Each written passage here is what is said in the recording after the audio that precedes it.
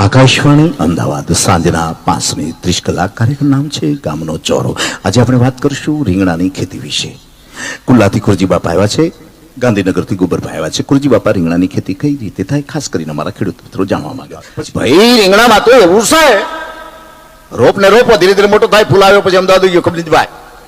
ગાંધીનગરથી ગોબરભાઈ આવ્યા છે. ગોબરભાઈ, ઝીણી ઝીણી જે વાત રીંગણાના ઉદ્ધરને મોટું નથી થવા દેતું, તેનું કારણ શું? અને ખાસ કરીને 3 પ્રકારના રીંગણા થાય છે, કાળું, ગુલાબી અને કાટાળું. અને કયું પાણી પાવું જોઈએ? કુવાનું, ડાળનું કે ટપક પદ્ધતિ સિંચાઈ યોજનામાં જવું જોઈએ? અને ખાતરમાં કયું ખાતર? યુરિયા, ઓબામા, ઉલાલા ઉલાલા, લમ્મા લમ્મા કે મોદી મોદી?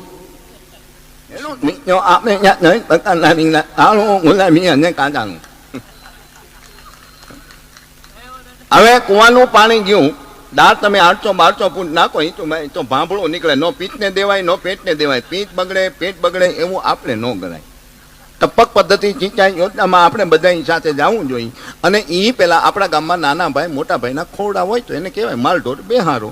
હવે 6 મહિના બેહારે એટલે આપણે એને મહેનતાણું આપવાનું. હવે 6 મહિનામાં શું મળે?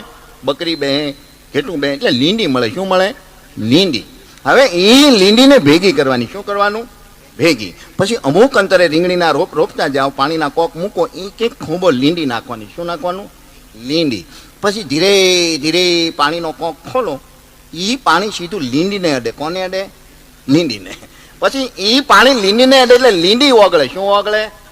લીંડી. હવે એ લીંડી ઓગળે એટલે એનો રચ મૂળિયા સુધી જાય. ક્યાં સુધી જાય? રચ એનો ક્યાં જાય? મૂળિયા સુધી. હવે મૂળિયું અને લીંડીનો રસ નક્કી કરે કેવું રીંગણું ખાવા જેવું. જો બેઠી થડીની હોય તો એ પ્રકારનું થાય, લંબગોળ હોય, છપટું હોય તો થાય તો ખરું જ છે, એમાં કંઈ કોઈ ઓલું બાદ નથી. આ પ્રકારે ખેતી થાય રીંગણાની.